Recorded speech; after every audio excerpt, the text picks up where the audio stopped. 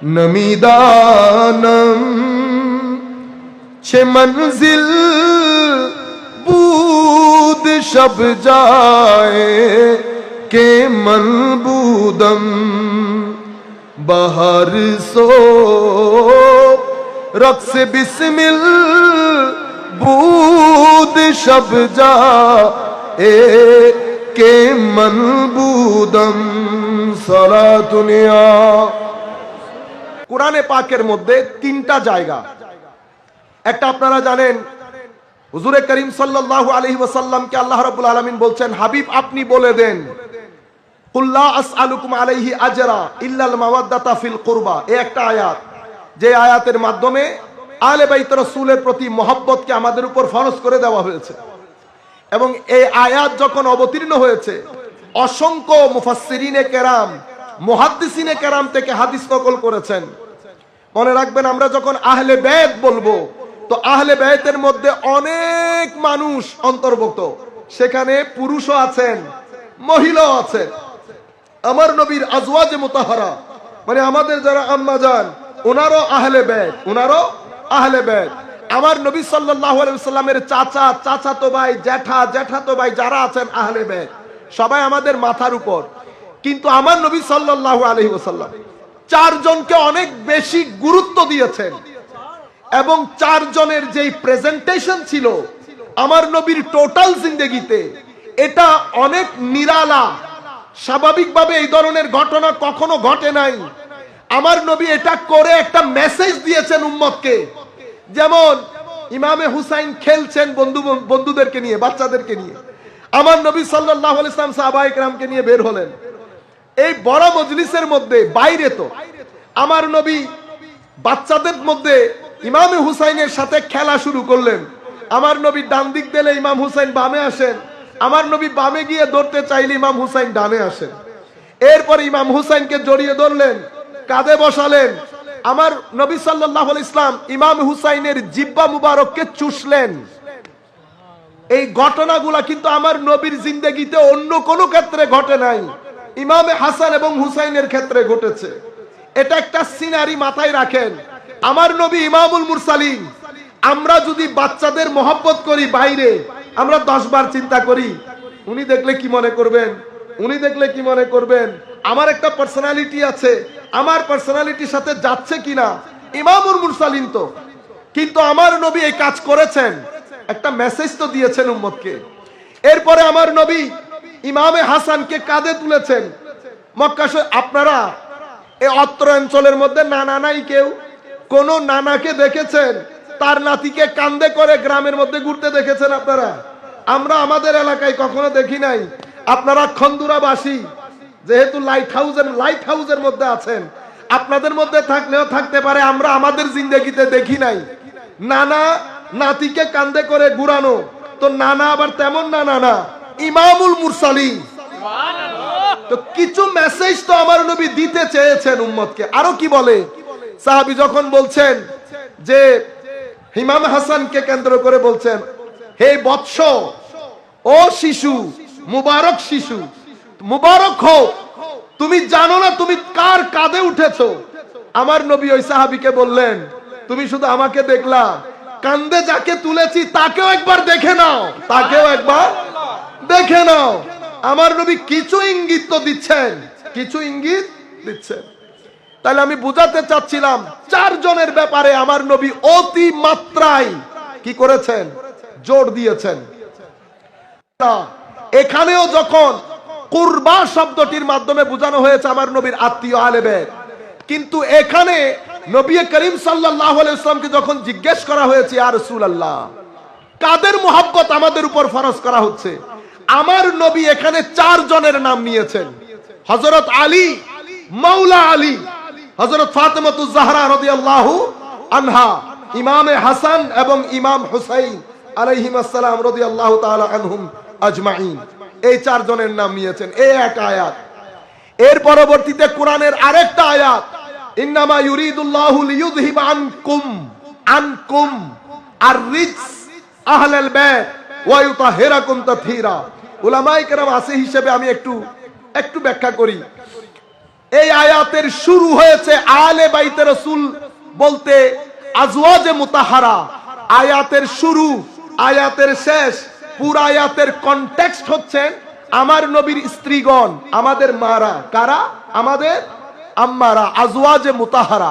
আয়াত শুরু হচ্ছে কোত্থেকে? ইয়া আইয়ুহান নবী কুল লি আজওয়াজিক ইন কুনতুন্না তুরিদনা, মহিলাদের জন্য। তাইলে আয়াত শুরু হয়েছে আমার নবীর স্ত্রীদের জন্য। এরপরে কি বলা হচ্ছে? ইয়া নিসা আন নবী, দ্বিতীয় আয়াতে ইয়া নিসা আন নবী মাইয়াতি মিনকুন্না বিফাহিশাতিন মুবায়্যানা। আবারও ইয়া নিসা আন নবী মিনকুন্না তুন্না, এগুলা মহিলাদের জন্য। এরপরের আয়াত ওয়া মান ইয়াকনুত মিনকুন্না, আবার দেখছেন কুন্না। মনে রাখবেন, কুম পুরুষের জন্য, কুন্না মহিলাদের জন্য। কুম পুরুষ, কুন্না মহিলা। আয়াতের মধ্যে আপনি দেখছেন কুন্না আর তুন্না। এরপরে বলছে ওয়া মান ইয়াকনুত মিনকুন্না।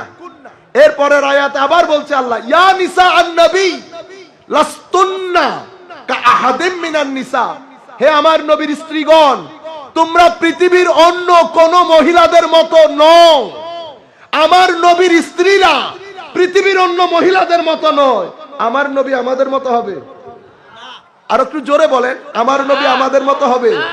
নবীর স্ত্রীগণ অন্য মহিলাদের মতো না, নবী কি আমাদের মতো হবে? তো এটা কাদের ব্যাপারে বলা হচ্ছে? ইয়া নিসা আন নবী, মহিলাদের, আমার নবীর স্ত্রীগণের। এরপরের আয়াত দেখেন, যে আয়াতের মাঝখানে পেট বরাবর ইন্নামা ইউরিদুল্লাহু, এই আয়াত এসেছে। কি? আল্লাহ রাব্বুল আলামিন ইরশাদ করছেন ওয়াকারনা ফি বুয়ুতিকুন্না ওয়ালা তাবাররাজনা তাবাররুজাল জাহিলিয়াতিল উলা ওয়া আকিমনাস সালাহ ওয়া আতিনাজ যাকাত ওয়া আতিনাজ যাকাত ওয়া আতিনা আল্লাহ ওয়া রাসূলা। এতটুকুন পর্যন্ত কুন্না তুন্না বলে 22 জায়গার মধ্যে আমার আল্লাহ আমার নবীর স্ত্রীগণকে অ্যাড্রেস করেছেন। পুরো আয়াতের কনটেক্সট সাজিয়েছেন আমার নবীর স্ত্রীদের জন্য, আমাদের মাদের জন্য। কিন্তু আয়াতের মাঝ বরাবর এসে কুন্না হয়ে গেল কুম। কুন্না কি হয়ে গেছে? কুম। আজীব বিষয়, এতক্ষণ বলে বলে আসছে কুন্না কুন্না কুন্না, ঠিক পেট বরাবর এসে আমার আল্লাহ বলছেন ইন্নামা ইউরিদুল্লাহু লিইউযহিবা আনকুম। বলার দরকার ছিল আন কুন্না, কারণ পুরো আয়াতের মধ্যে তো কুন্না, আমার নবীর আজওয়াজে মুতাহারা। এখানে কুম হয়েছে, আয়াতের প্যাটার্ন পরিবর্তন করে পুল্লিঙ্গ ব্যবহার করা হয়েছে আমাদেরকে এই মেসেজ দেওয়ার জন্য যে যাদেরকে পবিত্র করা হচ্ছে তারা শুধু মহিলা না, তাদের মধ্যে পুরুষও আছে, তাদের মধ্যে পুরুষও আছে।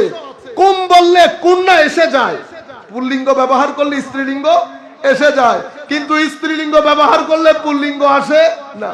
সেই কারণে কুম ব্যবহার করে আল্লাহ এই মেসেজ দিয়েছেন যে এখানে নবীর স্ত্রীগণের সাথে অনেক পুরুষ মানুষও আহলে বাইত রাসূল, যাদেরকে আল্লাহ পবিত্রতা, যাদের পবিত্রতার ঘোষণা করেছেন। বলুন সুবহানাল্লাহ। এখন এই আয়াত যখন অবতীর্ণ হয়েছে, আমরা তিরমিজি শরীফের আয়াতের মাধ্যমে জানতে পারি আমার নবী ওই চারজন, আবার ফাতেমা রাদিয়াল্লাহু আনহা, হযরত আলী, হাসান এবং হুসাইন আলাইহিমাস সালাম, চারজনকে একত্র করে চাদরের ভিতরে ঢুকিয়ে বলছে আল্লাহুম্মা হাউলাই আহলু বাইতি, মাওলা এরাই আমার আহলে বাইত। আপনারা কেন পাক পঞ্জতন বলা হয় বুঝতে পেরেছেন এখন? এই চারজনকে ঘিরে। তার 2 নম্বর আয়াত, আরেকটা আয়াতে মুবাহালা আছে। খ্রিস্টানরা যখন আমার নবীর দরবারে ডিবেট করতে এসেছিলেন, তো আমার নবী বলেছে আমার দাওয়াত যদি মিথ্যা হয়, আসো আমরা কোন মাঠে একত্রিত হয়, তোমরা তোমাদের ছেলেদেরকে নিয়ে আসো, আমরা আমাদের ছেলেদেরকে নিয়ে যাব, তোমরা তোমাদের মহিলাদের নিয়ে আসো, আমরা আমাদের মহিলাদেরকে নিয়ে যাব, তোমরা তোমাদেরকে নিয়ে উপস্থিত হও, আমরা আমাদেরকে নিয়ে উপস্থিত হব। অতঃপর আল্লাহর দরবারে আমরা যদি মিথ্যা হই, আল্লাহর দরবারে অভিসম্পাত কামনা করব। বুঝতে পেরেছেন আপনারা? আপনারা জানেন আমার নবী যখন বলেছে কুল তাআলাউ নাদউ আবনাআনা ওয়া আবনাআকুম, সে আবনাআনা ওয়া আবনাআকুমের মধ্যে ইমামে হাসান, ইমাম হুসাইন ছিল। মূল কথা যেটা বলতে চাচ্ছি, মহিলাদের মধ্যে আমার নবী ফাতেমাতুজ জাহরার কথা বলেছেন। আনফুসানা, এটা বড় আমাদের জন্য অনেক বড় মেসেজ। আসো আমরা নিজেদেরকে নিয়ে আসি। তো নিজেদের মধ্যে, নিজে বলেছেন নিজেরা, নিজেদেরকে নিয়ে আসি। এই নিজেদের মধ্যে আমার নবী ছিলেন, আর আমার নবীর পক্ষ থেকে হযরত আলীকে নিয়ে গেছে। তাইলে আনফুসানার মধ্যে আমার নবী কাকে স্থান দিয়েছেন? হযরতে আলী কাররামাল্লাহু ওয়াজহাহুল কারীম। মনে রাখবেন, আপনারা একটা চেয়ারের ব্যবস্থা করলে ভালো হয়, দোস্ত বড় ঝামেলা হয়ে যায়, গরিব শরীফ মানুষ। আমি আপনাদেরকে বলতে যেটা চাচ্ছিলাম যে হযরতে আলী কাররামাল্লাহু ওয়াজহাহুল কারীম, এর পরবর্তীতে দেখেন আমরা, আপনি যদি কাউকে জিজ্ঞেস করেন হুজুর আমি কিভাবে মুসলমান হব, মুসলমান হওয়ার জন্য আপনি ইমানের 7 স্তম্ভে বিশ্বাস করতে হয়। আমার বয়সী যারা আছেন অথবা আমার চেয়ে কম বয়সী যারা আছেন তাদেরকে বলবো, আপনারা যারা জানেন ইমানের 7 স্তম্ভ কি কি, যেগুলোর উপর বিশ্বাস করে মুসলমান হতে হয়, দয়া করে হাত তুলতে পারবেন? যারা ইমানের 7 স্তম্ভ জানেন, আমার চেয়ে বড় যারা তারা না, আমার চেয়ে ছোট যারা তারা হাত তুলবেন। যেই 7 স্তম্ভের উপর বিশ্বাস করে মানুষ মুসলমান হয়। অনেক ধন্যবাদ, মাশাআল্লাহ। কিন্তু আমার ভাই, দরকার ছিল আমি প্রশ্ন করার আগে আপনারা 2 হাত তুলে দেওয়া। আমরা আস্তে আস্তে দ্বীনের যে সত্যিকার তালিমাত সেগুলা থেকে দূরে সরে যাচ্ছি। এগুলা হচ্ছে আমাদের মূল জিনিস। আমরা যদি এগুলাই না জানি, বাকিগুলো আমাদেরকে জিজ্ঞেস করা হবে না, বাকিগুলো আমাদেরকে জিজ্ঞেস করা হবে না। তো ঈমানের 7 স্তম্ভ, আল্লাহ, আমানতু বিল্লাহ ওয়া মালাইকাতিহি ওয়া কুতুবিহি, কিতাব, যত কিতাব আল্লাহ পাঠিয়েছেন, ওয়া রুসুলিহি, যত রাসূল, ওয়াল ইয়াউমিল আখির, পরকাল, ওয়াল কদরি, তাকদীর, খাইরিহি ওয়া শাররিহি মিনাল্লাহি তাআলা, ওয়াল বাসি বাদাল মাউত, পুনরুত্থান দিবস। এই 7টা স্তম্ভের উপর বিশ্বাস করলে আপনি মুসলমান। কিন্তু মুমিন হতে পারবেন না। কিন্তু কি হতে পারবেন না? মুসলমান হওয়া এক জিনিস, মুমিন হওয়া আরেক জিনিস। মনে রাখবেন, মুমিন হওয়ার জন্য বিশ্বাসের পরে প্রথম যেই জিনিস জরুরি সেটা হচ্ছে আমার নবীর প্রতি আনকন্ডিশনাল মহব্বত। যেই ব্যক্তির অন্তরে আমার নবীর মহব্বত আসবে না, সেই ব্যক্তির ঈমান তাকে মুমিন করবে না, মুসলমান করবে। মুমিন হতে পারবেন না। কেন? আমার নবী বলছেন, লা ইউমিনু আহাদুকুম, তোমাদের মধ্যে কেউ মুমিন হবে না আমাকে সবচেয়ে বেশি মহব্বত করা ছাড়া। আমার নবীর প্রতি মহব্বত করলেন, কিন্তু আলে বাইত রাসূলের ব্যাপারে ভিতরে ভিতরে কেমন কেমন রাখলেন। মনে রাখবেন, নবীর মহব্বত, আলে বাইত রাসূলের মহব্বত, সাহাবায়ে কেরামের প্রতি আদব, আউলিয়ায়ে কেরামের নিসবত, এই 4টা জিনিস জরুরি। প্রথম 3টা জিনিস যেটা আপনাকে মুমিন বানাবে, চতুর্থ জিনিস যেটা আউলিয়ায়ে কেরামের নিসবত। আপনি 3টা জিনিস ঠিক রাখলেন, উলামায়ে রব্বানি, আউলিয়ায়ে কেরামের বিরোধিতা করলেন। আমার আল্লাহ হাদিসে কুদসির মধ্যে বলছেন, মান আদালি ওয়ালিয়ান ফাকাদ আযানতুহু বিল হারব, তুমি যদি আমার ওলির সাথে শত্রুতা পোষণ করো, আমি তোমার বিরুদ্ধে যুদ্ধের ঘোষণা দিচ্ছি। আমার ভাইয়েরা, আল্লাহর সাথে যুদ্ধ করে পারবেন এমন কেউ আছেন এখানে? না। ওলিদের সাথে বিয়াদবি করলে ঈমান যায় না, তবে ঈমান অনিরাপদ হয়ে যায়, ঈমান অনিরাপদ হয়ে যায়। তাহলে আপনারা কয়টা জিনিস পেলেন? আমানু বিহি ফাল্লাযীনা আমানু বিহি, ঈমানের মধ্যে আমার নবীর ইশক, সাহাবায়ে কেরামের আদব, আলে বাইত রাসূলের মহব্বত, আউলিয়ায়ে কেরামের নিসবত। এই 4টা জিনিস মিলে আপনার ভিতরকে নূর দান করবে, আপনাকে মুমিন বানাবে। আমার ভাইয়েরা, এই কথাগুলো আমি এমনিতে বারকাতান বলেছি। এখন আমি আমার মূল বক্তব্য যেটা আপনাদেরকে দিতে চাচ্ছি বা করতে চাচ্ছি, আমার ভাইয়েরা, আমরা বর্তমান এমন একটা সময়ের মধ্যে আছি, আপনারা বুঝতে পারছেন আমাদের তাবৎ সমাজের মধ্যে একটা বড় পরিবর্তন হচ্ছে। পরিবর্তনটা বুঝতে পারছেন? যারা বুঝতে পারছেন তারা একটু হাত তুলতে পারবেন। পরিবর্তন হচ্ছে সমাজের মধ্যে, আমাদের ব্যক্তি জীবন, সামাজিক জীবন, সবকিছুর মধ্যে একটা পরিবর্তন হয়ে যাচ্ছে। এটা যারা বুঝতে পেরেছেন মাশাআল্লাহ, পরিবর্তনটা এমন ভাবে হচ্ছে, কিছু জিনিস এই পরিবর্তনের বাতাসে আমাদের সামগ্রিক জীবন থেকে হারিয়ে যাচ্ছে। কিছু জিনিস তোর মধ্যে একটা আদব, ভক্তি, শ্রদ্ধা আমাদের সমাজ থেকে পরিবর্তনের বাতাস লেগে একেবারে ধুয়ে মুছে সাফ হয়ে যাচ্ছে। আদব। আরেকটা জিনিস যেটা চলে যাচ্ছে সেটা হচ্ছে সিজদা, ইবাদত, আল্লাহকে রাজি করার জন্য আখলাক, যেগুলো আমাদের সমাজ থেকে ধুয়ে মুছে পরিষ্কার হয়ে যাচ্ছে। এবং এই পরিবর্তন আমাদেরকে একটা প্রতিযোগিতার মধ্যে ফেলে দিয়েছে, কে আগে যাবে। এবং এই পরিবর্তনের কারণে আমাদের সমাজ ব্যবস্থার মধ্যে সহযোগিতা বের হয়ে গিয়ে প্রতিযোগিতার দিকে চলে যাওয়ার কারণে পুরা সমাজের মধ্যে একটা লোভ আমাদের ভিতরে ঢুকে গেছে। এবং মনে রাখবেন, এই তাবৎ পরিস্থিতির কারণে আমাদের পুরা সমাজের মানুষগুলাকে অস্থির করে তুলেছে। আপনারা একমত আছেন? এটা আপনারা বুঝতে পারছেন যে আমরা অস্থির হয়ে যাচ্ছি দিনের দিন। এখন পুরা পৃথিবীর বুকে একটা মুভমেন্ট, একটা আন্দোলন চলছে, বিজ্ঞান। মাশাআল্লাহ, আমরা কয়েকবার জিকির করি লা ইলাহা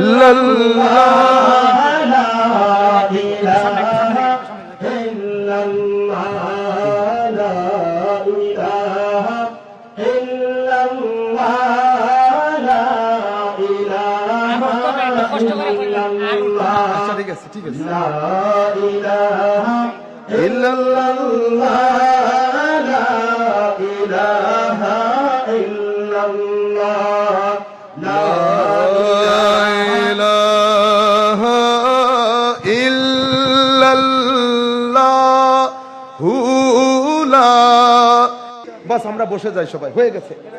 পুরা পৃথিবীর মধ্যে এই যে মুভমেন্ট শুরু হয়েছে, সেই মুভমেন্টের সামনে সমস্ত ধর্ম দরজাও বন্ধ করে দিয়েছে, জানালাও বন্ধ করে দিয়েছে। এই বিজ্ঞানের চরম উৎকর্ষতার যুগে আপনারা জানেন ডাক্তাররা হার্ট খুলে 2-3 দিন রেখে দেন, 2-3 দিন রেখে দেন।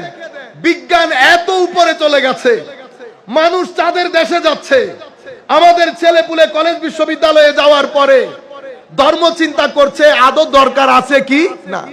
পুরা পৃথিবীর সমস্ত ধর্ম দরজা জানালা বন্ধ করে দিয়ে ভিতরে বসে বসে চিন্তা করতেছে আমাদের বাঁচার উপায় কি, বাঁচার উপায় কি। আল্লাহর দরবারে শুকরিয়া, আসমানের নিচে জমিনের উপরে এমন একটা ধর্ম আল্লাহ দান করেছেন। আল্লাহর মেহেরবানিতে সেই ধর্মের মধ্যে আমরা আছি, যেই ধর্ম সমস্ত চোখে চোখ রেখে বলছে যে পৃথিবীর যেই প্রান্তে আমাকে যেতে বলো আমি যাব, আমি যে সত্য সেটা প্রমাণ করে দেব। আমাদের ধর্ম ইসলাম বলছে কোন চ্যালেঞ্জ আমাদের জন্য চ্যালেঞ্জ না। আপনারা এটা বুঝতে পেরেছেন? এবং আল্লাহর দরবারে শুকরিয়ার কোনো শেষ নাই। মাওলায়ে করিম উম্মতের এই দুর্দিনেও আমাদেরকে এই ধর্মের মধ্যে রেখে সত্যিকার আকীদার মধ্যে রেখেছেন। আমাদেরকে ইশকে রাসূল দিয়েছেন, আদবে মুস্তাফা দিয়েছেন, আদবে আলে বাইত দিয়েছেন, তাজিমে সাহাবা দিয়েছেন, নিসবতে আউলিয়া দিয়েছেন। এটা আল্লাহর দরবারে। এর জন্য যদি আমরা শুকরিয়া আদায় করি, শুকরিয়া শেষ হবে না। আমার ভাইয়েরা, এখন যে কথাটা বলবো সেটা আপনাদের কনফিডেন্সের জন্য বলবো। আমরা যে আকীদায় বিশ্বাসী, আমরা মিলাদুন নবী করি, আমরা আমার নবীর মহব্বতের কথা বলি, আহলে বাইত রাসূলের মহব্বত, সাহাবায়ে কেরাম, আউলিয়ায়ে কেরামের নিসবত, ইসালে সওয়াব, উরস করি, শবে বরাত করি, শবে কদর করি, শবে মেরাজ করি, যা কিছু আমরা করি, আমরা মাযহাব অনুসরণ করি, আমরা তরিকত নিয়ে চলি, যা কিছু আমরা করি। আপনি যদি আজকে এই মুহূর্তে একটা প্লেন নিয়ে আমেরিকা শেষ করে নর্থ আমেরিকাতে চলে যান, সেদিকে ঘুরে এসে স্ক্যান্ডিনেভিয়ান কান্ট্রি, ইউরোপ, আরব সবকিছু ঘুরে এসে বাংলাদেশে আসেন, এখনো পর্যন্ত পৃথিবীর 90% মুসলমান এই আকীদায় বিশ্বাস। এখনো পর্যন্ত পৃথিবীর 90% মুসলমান এই আকীদার মধ্যে শবে বরাত করে, মিলাদুন নবীও করে, ইসালে সওয়াবও করে, উরসে পাকও করে।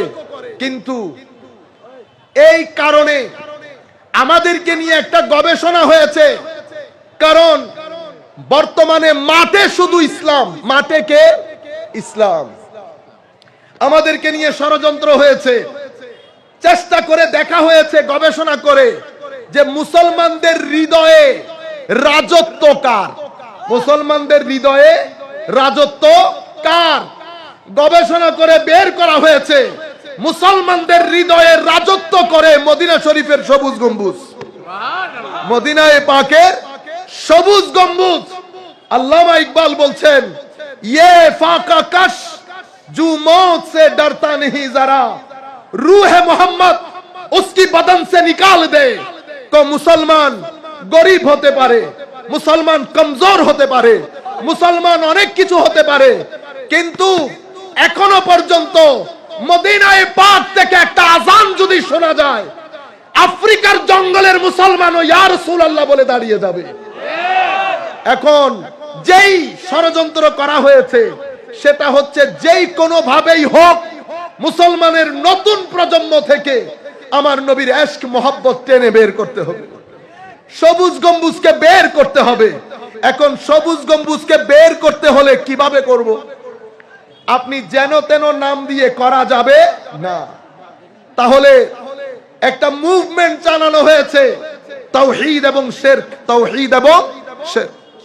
সমাজকে বুঝানো হচ্ছে যে আমার নবীর কথা বেশি বললে, আমার নবীর প্রতি দুর্বলতা বেশি দেখালে শিরক হয়ে যাবে। কি হয়ে যাবে? শিরক। তাওহীদের নাম দিয়ে তাওহীদ ড্যামেজ হয়ে যাবে, তাওহীদের খারাপি হবে, তাওহীদ নষ্ট হবে। এই কথা বলে নবী পাকের শানে তানকিস করা হয়েছে, আমার নবীর মাকামে মুস্তাফাকে আন্ডারএস্টিমেট করা হয়েছে। যুব সমাজের কাছে এমন ভাবে তুলে ধরা হয় আমাদের মতো, কিসের মতো? আমাদের মতো মানুষ এভাবে অনেক কথা বলে আমার নবী সাল্লাল্লাহু, যেমন লাখ মাজমার মধ্যে যদি আপনি বলেন খাদিজাতুল কুবরা রাদিয়াল্লাহু তাআলা আনহা সম্পর্কে যে কথাগুলা বলেছে, আমরা এগুলা রিপিটও করতে চাই না, গায়রতে ঈমানের মধ্যে লাগে। যখন আপনি লাখ মাজমার মধ্যে দাঁড়িয়ে বলবেন উনি এ বি সি ডি জানতেন না, আপনি কথাগুলা বলে যাচ্ছেন। আমি ইতোপূর্বে আপনাদেরকে বলেছি, সময়ের পরিবর্তন, সামাজিক, রাজনৈতিক, পারিবারিক এই পরিবর্তন আমাদেরকে একটা অস্থিরতার মধ্যে দিয়ে দিয়েছে। আমরা সহযোগিতার হাত ছেড়ে প্রতিযোগিতার মধ্যে লিপ্ত হয়েছি। আমরা অতিরিক্ত জনবাদী হওয়ার কারণে আমাদের থেকে আদব হারিয়ে যাচ্ছে। আমরা আমাদের প্রজন্ম মা বাবাকে যেভাবে সম্মান করতাম, সেই সম্মান এখন নতুন প্রজন্ম তাদের মা বাবাকে করতে পারছে না। মনে রাখবেন, মা বাবাকে অসম্মান করলে আপনি বেয়াদব, আমার নবীকে অসম্মান করলে বেয়াদবি হয় না, কুফর হয়। কি হয়? কুফর হয়ে যায়, বান্দা ঈমান থেকে খারিজ হয়ে যায়।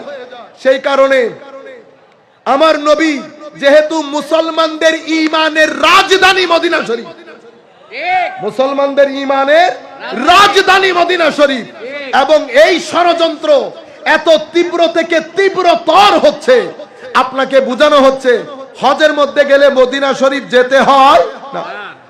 ঘটনা আস্তে আস্তে কতটুকুন পর্যন্ত এসে গেছে দেখেন। আমাকে বলা হচ্ছে যে হুজুর, do you think that going to Medina শরীফ is part of Hajj? Medina শরীফে যাওয়া কি হজের অংশ? এখন মুসলমানের ছেলে, এই প্রজন্মের ছেলে কি আকীদা তাদেরকে শিখিয়েছেন, কি কথা তাদেরকে বলেছেন, এই প্রজন্মের ছেলে আমাকে জিজ্ঞেস করে হুজুর মদিনা শরীফে যাওয়া কি হজের অংশ? আপনারা বুঝতে পারছেন ঘটনা? আমি বললাম মদিনা শরীফে যাওয়া অবশ্যই হজের অংশ না। মদিনা শরীফে যাওয়া হজের অংশ হবে কেন?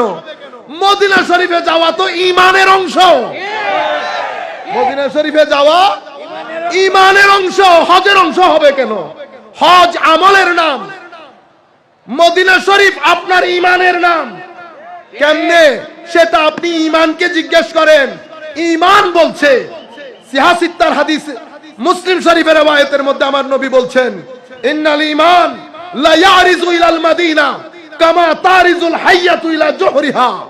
সাপ যেমন নিজেকে বাঁচানোর জন্য গর্তে ঢুকে পড়ে, গর্তের দিকে পলায়ন পর হয়, গর্তের দিকে পলায়ন করে, সেইভাবে ঈমান নিজেকে বাঁচানোর জন্য মদিনা শরীফের দিকে পলায়ন করবে। আমি জিজ্ঞেস করি, এটা যখন আমি পড়ি আমার ভিতর ভেঙে চৌচির হয়। আমি নিজেকে নিজে প্রশ্ন করি, ইয়া রাসূলুল্লাহ, সেদিন কি মুসলমান থাকবে না, মাদ্রাসা থাকবে না, লাইব্রেরি থাকবে না, মসজিদ থাকবে না? তাহলে ঈমান মদিনা শরীফের দিকে কেন চলে যাবে? আরেক হাদিস আমাদেরকে সেই উত্তর দেয়। এটা বুখারী মুসলিমের riwayat। হযরত আলী কাররামাল্লাহু ওয়াজহাহুল কারীম বলছেন, সায়াখরুজু নাস ফি আখিরিজ জামান, শেষ জামানায় কিছু মানুষের উদ্ভব হবে, বয়সে কম হবে, ব্রেইন ওয়াশড হবে, আহদাসুল আসনান, সুফাহাউল আহলাম, ব্রেইন ওয়াশড হবে, কম বয়সের হবে, কোরআন হাদিস থেকে কথা বলবে, লা ইউজাবিজু ঈমানুহুম হানাজিরাহুম, ঈমান কণ্ঠনালীর ভিতরে ঢুকবে না। ঈমান কণ্ঠনালীর ভিতরে না ঢুকলে ঈমান হবে কেন? আমাদের এই উপরের মধ্যে তিনটা অংশ আছে। কয়টা অংশ? তিনটা। একটা হচ্ছে গলার নিচে এই অংশ, এই অংশটা, এটাকে বলে কলব। কি কলব? এটা মোহাব্বত এবং ঘৃণা, মোহাব্বত এবং ঘৃণা এই জায়গায় জন্মগ্রহণ করে। আপনি ব্রেন দিয়ে কাউকে ঘৃণা করতে পারবেন না। ঘৃণা এখান থেকে, মোহাব্বত এখান থেকে, ভদ্রতা এখান থেকে, অহংকার এখান থেকে, সহনশীলতা এখান থেকে, অধৈর্য এখান থেকে। সব কিছুর খামির তৈরি হয় কলবের বর্তনে। আরেকটা হচ্ছে মুখ, এটা ডেলিভারি সেন্টার। মুখ দিয়ে সেন্টেন্স বানাইতে পারবেন না, সেন্টেন্সের প্রডিউসিং সেন্টার হচ্ছে ব্রেইন। ব্রেইনে বানান, মুখে ডেলিভারি দেন, আর কলব দিয়ে সেখানে মোহাব্বত বা ঘৃণা লাগান। তো ঈমানের জায়গা ব্রেইন না, ঈমানের জায়গা এটা, ঈমানের জায়গা এটা। তো ঈমান যদি এখানে আসতে না পারে তো ঈমান হবে না। আমার নবী বলছে, দেখেন তারা, তাদের ঈমান কণ্ঠনালীর ভিতরে যাবে না। এই হাদিস, আরেক হাদিসের মধ্যে আমার নবী বলছেন, সাতাকুনু দুআত আলা আবওয়াবে জাহান্নাম, কিছুদিন পরে কিছু দাঈ ইলাল্লাহ আসবে, আল্লাহর রাস্তা বলে বলে মানুষকে ডাকবে, আল্লাহর রাস্তা বলে বলে মানুষকে ডাকবে। কোথায় দাঁড়ানো? আলা আবওয়াবে জাহান্নাম, জাহান্নামের দরজায় দাঁড়ানো। মুসলিম শরীফের riwayatের মধ্যে আমার নবী বলছেন, হযরত হুযায়ফা ইবনুল ইয়ামান এই হাদিসের বর্ণনাকারী, আমার নবী বলছেন, সাতাকুনু দুআত, দাঈর বহুবচন দুআত, মানে আল্লাহর রাস্তায় মানুষকে ডাকবে। কোথায় দাঁড়ানো? জাহান্নামের দরজায়। তো নবী ছিলেন, আমার নবীর চোখ দেখতে আমাদের মতো হলেও আমার নবী তো সামনেও দেখতেন, পিছনেও দেখতেন, চলতে চলতে জান্নাতের দরজাও দেখতেন, চলতে চলতে জান্নাতের দরজাও দেখতেন। সূর্য গ্রহণের নামাজ পড়ছে, নামাজ পড়ার পরে আমার নবী একটু পিছনে গেছে, সাহাবায়ে কেরাম জিজ্ঞেস করলেন, ইয়া রাসূলুল্লাহ, সূর্য গ্রহণের নামাজ হচ্ছে, আপনি পিছনের দিকে চলে আসছেন, হঠাৎ করে হাত বাড়ালেন, কি ঘটনা ইয়া রাসূলুল্লাহ? জান্নাত থেকে একটা ফ্রুট নিতে চেয়েছিলাম, জান্নাত থেকে একটা ফ্রুট নিতে চেয়েছিলাম, যদি এই ফ্রুট নিয়ে নিতাম কিয়ামত পর্যন্ত তোমরা এটা খেতে পারতা, শেষ হতো না। তো নবী, আমার নবী দেখছেন জাহান্নামের দরজায় দাঁড়ানো, আমি দেখছি মসজিদে, আমি দেখছি মাদ্রাসায়, আমি দেখছি টিভিতে বসে দাওয়াত দিচ্ছে, মিলাদুন নবীর মিলাদের মধ্যে বসে, সিরাতুন নবীর মাহফিলে বসে বসে কথা বলছে, কিন্তু আমার নবী বলছে আলা আবওয়াবে জাহান্নাম। হযরত হুযায়ফা, অদ্ভুত ব্যাপার ইয়া রাসূলুল্লাহ, তাহলে আমরা চিনব কি করে? আমাকে কিছু সিম্পটম বলেন। আমার নবী বলছেন, সিম্পটম আর কি বলবো, দেখতে তো আমাদের মতো দেখতে। তো ইয়া রাসূলুল্লাহ, আপনি আমাকে গাইড করেন, আমি কোথায় যাব? আমার নবী বলছেন, যখন এই অবস্থা হবে তখন আমার উম্মতের সংখ্যা গরিষ্ঠ যেখানে থাকবে তুমিও সেখানে থাকবা। তো বলছেন, ইয়া রাসূলুল্লাহ, যদি বুঝতে না পারি সংখ্যা গরিষ্ঠ কারা? আমার নবী বলছেন, ফাতাজিল তিলকাল ফেরাক কুল্লাহা, তখন সব সমস্ত মানুষ থেকে আলাদা হয়ে যাও, ঘরের মধ্যে থাকো, আল্লাহ আল্লাহ করে গাছের শিকড়কেও যদি জীবন ধারণ করতে হয় করে পৃথিবী থেকে চলে যাও, পৃথিবী থেকে চলে যাও, তবুও ঈমানকে ফিতনার শিকার হতে দিও না। এখন এই একটা জামানার মধ্যে আমার নবী বলেছেন, তো ঈমান কেন চলে যাচ্ছে? আমার ভাইয়েরা, মসজিদ থাকবে, মাদ্রাসা থাকবে, কুতুবখানাও থাকবে, কিন্তু তাওহীদের নাম দিয়ে দিয়ে, তাওহীদের নাম দিয়ে দিয়ে রিসালাতের উপর এত জুলুম করা হবে, ঈমান আর আপনার এখানে থাকবে না। ঈমান যেখান থেকে এসেছে, মদিনা, ঈমানের রাজধানী মদিনা শরীফে চলে যাবে। আপনারা বুঝতে পেরেছেন? ঈমানকে এখন জিজ্ঞেস করেন, ও ঈমান, মক্কা শরীফে গেলেন না কেন, মদিনা শরীফে কেন গেলেন? এই জবাব তো আমরা দিতে পারবো না। আমার নবী গায়েবের সংবাদদাতা, আমার নবী এসে বলেছেন ঈমান মদিনা শরীফে চলে যাবে, আমরাও বলছি ঈমান মদিনা শরীফে চলে যাবে। তবে এতটুকুন তো বুঝছি যে আমার নবীর নাম হচ্ছে ঈমান, আমার নবী ঈমান, আমার নবীর সাথে ইয়েস বললে ঈমান, নো বললে ঈমান থেকে খারিজ। আপনারা বুঝতে পেরেছেন? এই বড় ষড়যন্ত্র করে যুব সমাজের মধ্যে ফিতনার সৃষ্টি করা হয়েছে। এখন নতুন নতুন বিষয় আমাদের সমাজের মধ্যে ছড়িয়ে দেওয়া হয়েছে। আমার ভাইয়েরা, অনেক মানুষ আমাকে শুনছেন, আপনারা আমাকে চেনেন, কাউকে ছোট করা, খাটো করা, সমালোচনা করা, এগুলার মন মেজাজ আল্লাহ আমাদেরকে দান করে নাই।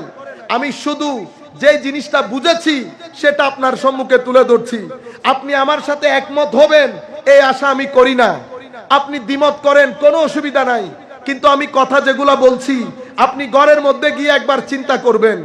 চিন্তা করে যদি মনে হয় এগুলা কিনার মতো জিনিস কিনবেন, না কিনলে আমার জিনিস আমাকে দিয়ে দিলেন, আমি এখানে বিক্রি করতে না পারলে আরেক বাজারে বিক্রি করব। আপনার যেমন ক্রেতার অভাব নাই, আমারও বিক্রেতার, আপনার যেমন বিক্রেতার অভাব নাই, আমারও ক্রেতার অভাব নাই, আমি আরেক বাজারে বিক্রি করব। আপনারা বুঝতে পেরেছেন? মনে রাখবেন, আমিন জোরে বলা, হাত তোলা, উঠানামা করা, এটা উম্মতে মুসলিমা গত 1400 বছর ধরে প্র্যাকটিস করে আসছে।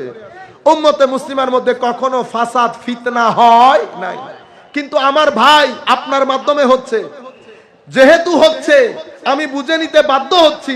আপনার মূল টার্গেট হাত তোলা, নামা, আমিন না। বুঝতে পেরেছেন? আপনার মূল টার্গেট অন্য জায়গায়। এগুলা এভাবে তৈরি করা হয়েছে মুসলিম উম্মার মধ্যে নতুন প্রজন্মকে কনফিউজ করার জন্য। আমার ভাইয়েরা, ধর্ম ছাড়া আপনি বাঁচতে পারবেন না। ধর্ম ছাড়া পৃথিবীতে যদি শান্তি সম্ভব হতো, ইউরোপ শান্তির বাণী, শান্তির বাতাস ইউরোপে বয়ে যেত। আমেরিকা পৃথিবীর সবচেয়ে শান্তিপূর্ণ জায়গা হতো। এত টাকা পয়সা যাদের হাতে থাকে তারা পৃথিবীর সবচেয়ে বেশি আত্মহত্যা করে, তারা পৃথিবীর মধ্যে সবচেয়ে বেশি নিরাশ, হতাশায় আক্রান্ত, ফ্রাস্ট্রেটেড, ডিপ্রেসড। মনে রাখবেন, আপনি ধর্ম ছাড়া বাঁচতে পারবেন না। কিন্তু দ্বীনি দাওয়াত যখন দিবেন, সেই দাওয়াতের মধ্যে যদি মোহাব্বত না থাকে, এশকে রসুল না থাকে, এশকে আলে বেত না থাকে, তাজিমে সাহাবা, নিসবতে আউলিয়া না থাকে, তাহলে আপনি দ্বীনের নাম দিয়ে আমাদের এই ছেলেগুলাকে উগ্রবাদিতার দিকে ধাবিত করবেন। আপনারা বুঝতে পেরেছেন? করোনার একটা সলিউশন আমরা বের করেছি, কিন্তু উগ্রবাদিতার কোনো সলিউশন নাই। উগ্রবাদিতার সলিউশন হচ্ছে বেশি বেশি ঈদে মিলাদুন নবী করা। যত আমার নবীর মোহাব্বত যুবকের অন্তরের মধ্যে ঢুকাতে পারবেন, আউলিয়া ইকরামের নিসবত যুবকের অন্তরের মধ্যে ঢুকাতে পারবেন, আপনি যুব সমাজকে উগ্রবাদিতা থেকে রক্ষা করতে পারবেন। নতুবা সমাজকে কোনোভাবে উগ্রবাদী হতে দেয়া যাবে না। বাংলাদেশ একটা দারুণ দেশ, অসম্ভব সম্ভাবনাময়ী একটা দেশ। আমরা যদি কিছুটা জিনিস প্র্যাকটিস করি, ভদ্রতা, নম্রতা, উদারতা, সহনশীলতা, যেই চরিত্র আমার নবী আমাদেরকে শিক্ষা দিয়েছেন, ও ভাই সারা জিন্দেগি আমার নবী আমাদেরকে শিক্ষা দিয়েছেন, উম্মত মিথ্যা বলা যাবে না, উম্মত ওয়াদা ভঙ্গ করা যাবে না, উম্মত চুরি করা যাবে না, উম্মত ফিতনা ফাসাদ করা যাবে না, উম্মত মানুষকে সহযোগিতা করতে হবে, উম্মত হিংসা করা যাবে না। আমার নবী সারা জিন্দেগি উম্মতকে এই তালিম দিয়েছেন। আমরা যদি এগুলো রপ্ত করতে পারি, বাংলাদেশ, পৃথিবীর মানুষ এই দেশে এসে থাকবে। সেই কারণে এই দেশকে নিয়ে ষড়যন্ত্র হয়েছে, হচ্ছে, ভবিষ্যতেও হবে। তোর মধ্যে একটা ষড়যন্ত্র হচ্ছে তৌহিদের নাম দিয়ে দিয়ে, বেদাতের নাম দিয়ে দিয়ে শানের রিসালাতের গোড়া কেটে দেওয়া এবং এই আন্দাজে দ্বীন প্রচার করে নতুন প্রজন্মকে উগ্রবাদিতার দিকে ঠেলে দেওয়া। বুঝতে পেরেছেন আপনারা? এই মেসেজ নিয়ে শুধু আপনাদেরকে বোঝানোর চেষ্টা করছি আমার ভাইয়েরা। আল্লামা ইকবাল বলছে যে গরিব হতে পারে কিন্তু সবুজ গম্বুজের একটা আওয়াজ পুরা পৃথিবীর মুসলমানকে এক করে দিতে পারে। এটা আপনারা বুঝার চেষ্টা করবেন। বাকি আপনার ইচ্ছা, আমিন জোরে বলবেন আস্তে বলবেন সেটা আপনার বিষয়, কিন্তু ধরে নেন আপনার মাধ্যমে মসজিদে ফিতনা হচ্ছে কিনা। আমার নবী বলছে উম্মতের বেশিরভাগের সাথে থাকতে। আপনাকে বলি এখনো উম্মতের 99% মানুষ মাযহাব অনুসরণ করে। আপনি যদি আমার রসুলের কথার আপনার কার কথা শুনবো? আমার নবী বলছেন উম্মতের বেশিরভাগ যেখানে সেখানে থাকতে, আর আপনি বলছেন আপনি সত্য, আপনি আপনারটা নিয়ে থাকেন।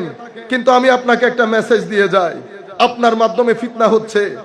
পুরা মুসলিম মিল্লাতের মসজিদে মসজিদে মারামারি হচ্ছে শুধুমাত্র এই মাযহাব, এই সমস্ত এগুলা নিয়ে। টার্গেটের কেন্দ্রবিন্দু বানানো হয়েছে মদিনা শরীফকে। একজন এসে বলে নবী আমার মতো তোমার মতো মদিনা শরীফে যাওয়া হজের অংশ না, বড় ভাই ছোট ভাই, ইন্না লিল্লাহি ওয়া ইন্না ইলাইহি রাজিউন। আরেক দল এসে বলে নবী আখেরি নবী না। আরেক দল এসে বলে নবীর সুন্নতের কোনো লিগ্যাল ভ্যালিডিটি নাই। সব ষড়যন্ত্রের মূল মদিনায়ে মুনাওয়ারা, সব ষড়যন্ত্রের মূল মদিনায়ে মুনাওয়ারা। এখন আসেন আমরা দেখি সব সময় আমরা বেদাত তৌহিদ, এই তৌহিদের ডিস্টার্ব হয়ে যাচ্ছে এই কথা বলে বলে নতুন প্রজন্মকে রং মেসেজ দেই বলে। এটা বললে, এটা বুঝলে আমরা বুঝতে পারবো নবী পাককে কোন জায়গার মধ্যে আল্লাহ রেখেছেন। আপনি কি আপনার চশমা দিয়ে দেখবেন না আমার নবীকে আল্লাহ যেই চশমা দিয়ে দেখাতে চেয়েছেন সেই চশমা দিয়ে দেখবেন? যে চশমা দিয়ে আল্লাহ দেখাতে চেয়েছেন সেই চশমা দিয়ে দেখবেন। মনে রাখবেন নবীকে নবী বলা হচ্ছে, তাইলে নবীর একটা নিশ্চয় অর্থ আছে, যেই অর্থ ওই ব্যক্তির মধ্যে পাওয়া যাওয়ার কারণে তাকে নবী বলা হচ্ছে। আমাদেরকে কি বলা হয়? ইনসান। কি বলা হয়? ইনসান। তাইলে আমাদের মধ্যে কিছু বৈশিষ্ট্য আছে, যেই বৈশিষ্ট্যের মিলের কারণে আমাদেরকে ইনসান বলা হচ্ছে। দুইটা কারণে বলা হয়। একটা হচ্ছে আমরা অতিমাত্রায় ভুলে যাই। কি ভুলে যাই? আল্লাহ যে আমাকে রিজিক দেন, আল্লাহ যে আমার স্রষ্টা, রূর জগতে আল্লাহকে যে আমরা স্রষ্টা হিসেবে মেনে নিয়েছি, এই পুরা বিষয়টা ভুলে, কবর ভুলে, হাসর ভুলে আমরা আমাদের নফসের গোলামিতে মত্ত হয়ে গেছি। আমরা ভুলের স্বর্গে বাস করি। হঠাৎ করে যখন শরীর খারাপ হয়, হঠাৎ করে যখন বুঝতে পারি আখেরি সময়, তখন আমাদের হুঁশ হয়। তখন হুঁশ হলেও আর কোনো কিছু করার থাকে না। এটা একটা বিষয়। আর একটা বিষয় হচ্ছে উনস। আমাদের মধ্যে অনেক মানুষ যারা খন্দুরা দরবারের মধ্যে শায়িত আছে, তারা আল্লাহ রাব্বুল আলামিনকে জান প্রাণ দিয়ে মহব্বত করতেন। তাদের এই মহব্বতের কারণে মানুষকে কি বলা হয়? ইনসান। কি বলা হয়? ইনসান।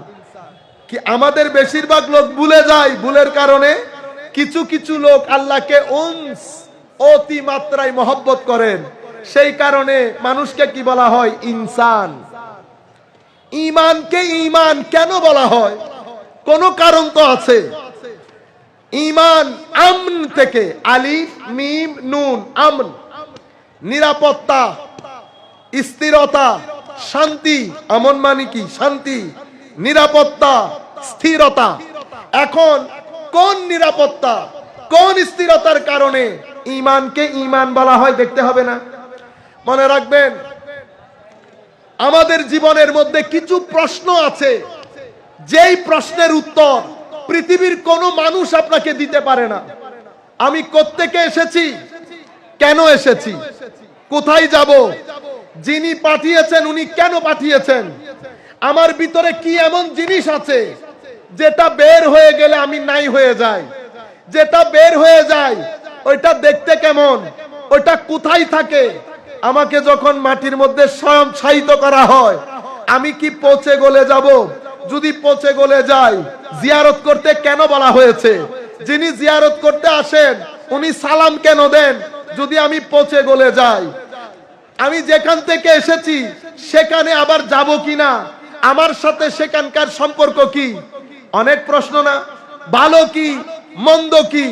মানুষের বোনকে বিয়ে করি, আমার বোনকে আমি বিয়ে করি। আমাদের এক ভাই লন্ডনের মধ্যে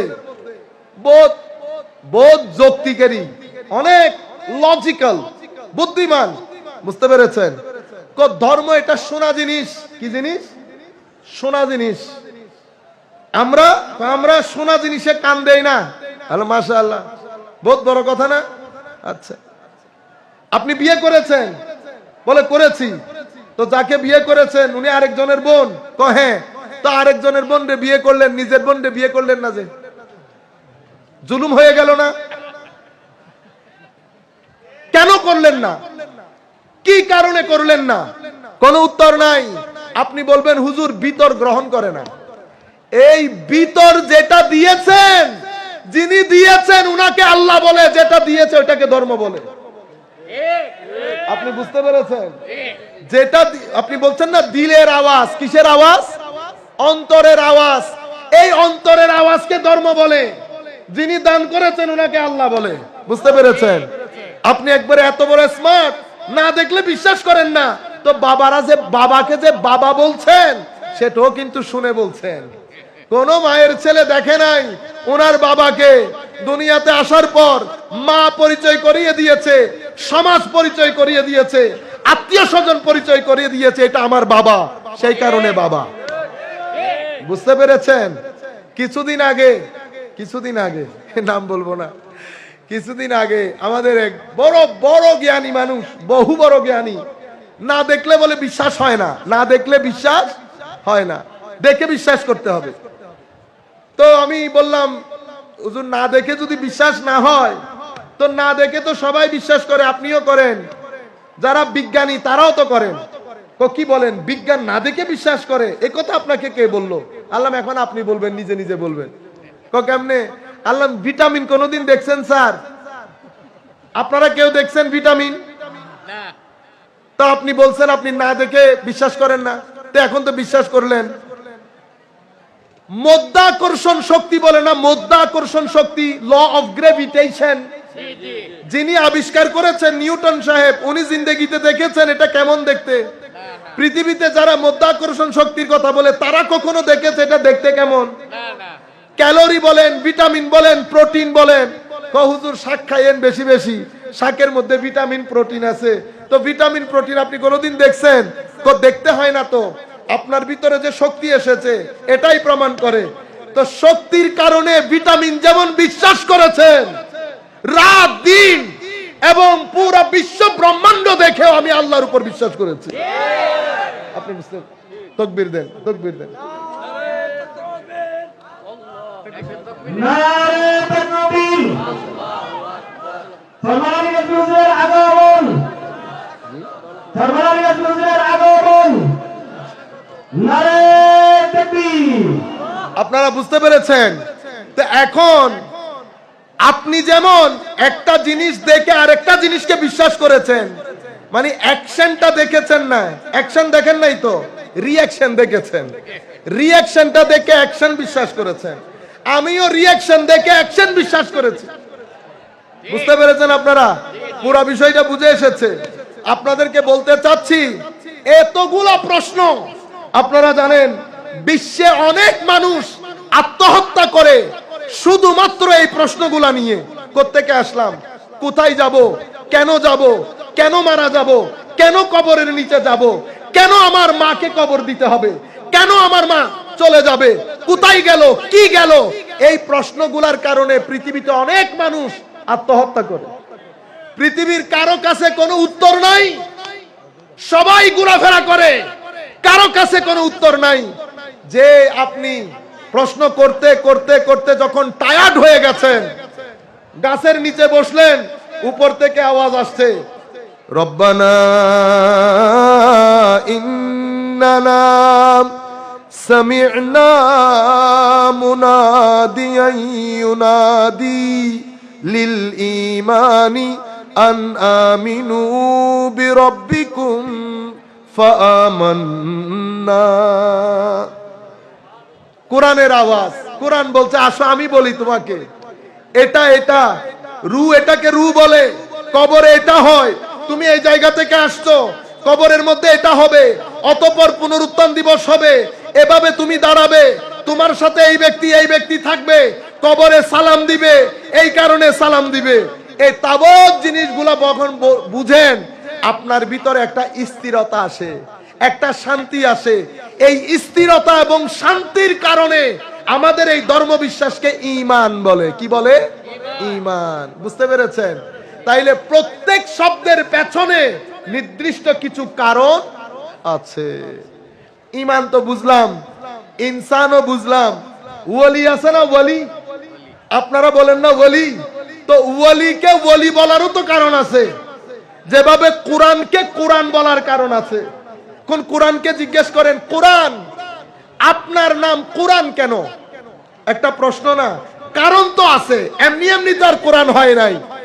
কোরআন শব্দটির 4টা এমন মূল শব্দ আছে যেখান থেকে কোরআন শব্দটি বের হয়েছে, যেখান থেকে মূল শব্দটি বের হয়েছে।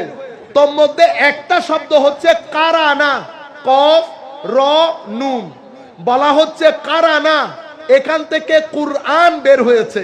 কারানা মানে জামা, জামা মানে একত্রিত করা, জমা করা। তো জমা করার সাথে কোরআনের সম্পর্ক কি আছে? কি আছে? ওয়াকুল্লা শাইইন ফাসসালনাহু তাফসীলা তিবিয়ানুল লিকুল্লি শাই। কোরআন এমন একটা কিতাব, যেই কিতাবের মধ্যে পূর্বাপর সমস্ত জ্ঞানকে একীভূত করে কোরআনের মধ্যে জমা করা হয়েছে। সেই কারণে কোরআনকে কোরআন বলে। এখন সমস্ত জ্ঞান, আল্লাহ বলছেন না ওয়াকুল্লা শাইইন ফাসসালনাহু তাফসীলা, আমি সব কিছুকে খুলে খুলে কোরআনের মধ্যে বর্ণনা দিয়েছি।